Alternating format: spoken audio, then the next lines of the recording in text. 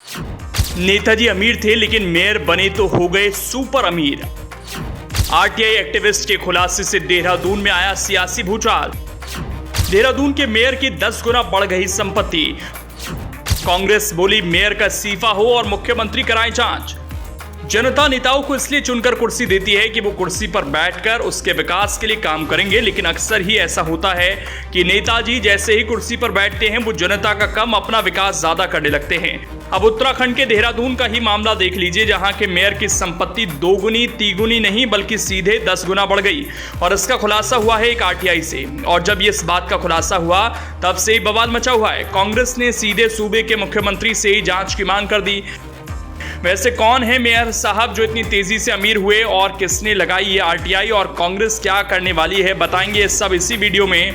बस आप हमारे इस वीडियो को आखिर तक देखते रहें। दरअसल इस समय देहरादून में सियासी पारा काफी गर्म है, जहां मेयर सुनील उनियाल गामा की संपत्ति में 10 गुना वृद्धि होने को लेकर प्रदेश की सियासत गरमाई है।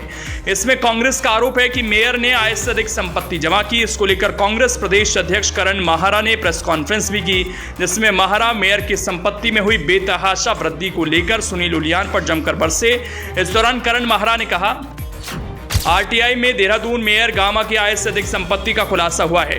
ऐसे में मेयर को जनता के सामने स्पष्टीकरण देना चाहिए। सुनील गामा पर आरटीआई एक्टिविस्ट ने गंभीर आरोप लगाए हैं कि मेयर बनने से पहले उन्होंने कितनी संपत्ति दिखाई थी और मेयर बनने के बाद सीधे 4 साल बाद ऑन पेपर उनकी संपत्ति 10 गुना बढ़ गई। ये भ्रष्टाचार और आय से अधिक संपत्ति का मामला बनता है। ऐसे में सरकार को इसका संज्ञान लेना चाहिए। इस दौरान माहारा ने मुख्यमंत्री धामी को एक चिट्ठी भी लिखने की बात कही है और सीएम से कार्रवाई करने की मांग भी की है। साथ ही जांच पूरी न होने तक मेयर सुनील उनियाल गामा को अपने पद से इस्तीफा दे देने की मांग की है। वहीं जब हंगामा बढ़ा और कांग्रेस ने मेयर गामा की संपत्ति की जांच की मांग की तो मेयर सुनील उनियाल गामा ने खुद जवाब दिया, जिसमें उन्होंने कहा कि मैंने 18 साल की उम्र से काम शुरू किया। इसके बाद 2012 तक कुछ संपत्तियां ली। ठेकेदारी अच्छी चलती थी, लेकिन नगर निगम बनने के बाद मैंने निकाय में ठेकेदारी छोड़ दी। मेयर बनने के बाद मैंने अपने तमाम लाइसेंस भी निरस्त करवा दिए। 2012 के बाद मैंने कुछ संपत्तियां खरीदी। 2017 में अपने चुनावी घोषणा पत्र में 2.5 करोड़ तक की संपत्तियां दिखाई थी। उनमें से मैंने अपनी कई संपत्तियां बेची हैं और संपत्तियों की दरें बढ़ी हैं, जिसका केवल मुझे नहीं सबको फायदा हुआ। जब कुछ संपत्तियां बेची हैं तो कुछ खरीदी भी हैं। वहीं दरबार साहिब से जमीन लीज पर लेने के मामले में भी मेयर गामा ने जवाब दिया और कहा कि मैंने 2012 में महंत जी से आवेदन किया कि मुझे भी एक छोटा सा टुकड़ा दुकान बनाने के लिए दे दें। महंत जी ने किराए पर मुझे प्लॉट दिया। ऐसे में उस बात को मेयर बनने के बाद से क्यों जोड़ा जा रहा है। इस दौरान मेयर गामा ने यह भी साफ किया कि मेरा कोई पेट्रोल पंप भी नहीं है। मैंने सारी संपत्तियां घोषित की हुई है, मैंने कुछ छिपाया नहीं है। बता दें कि आरटीआई एक्टिविस्ट विकेश सिंह ने हाल ही में प्रेस कॉन्फ्रेंस की थी, जिसमें उन्होंने देहरादून मेयर को लेकर कई खुलासे किए थे। उन्होंने मेयर पर अपने पद का दुरुपयोग करते हुए आय से अधिक संपत्ति अर्जित किए जाने का भी आरोप लगाया था और इसी के बाद से गामा पर कांग्रेस हमलावर थी। लेकिन अब मेयर गामा ने भी जवाब दे दिया है। अब देखना यही है कि गामा की सफाई से कांग्रेस कितनी संतुष्ट होती है।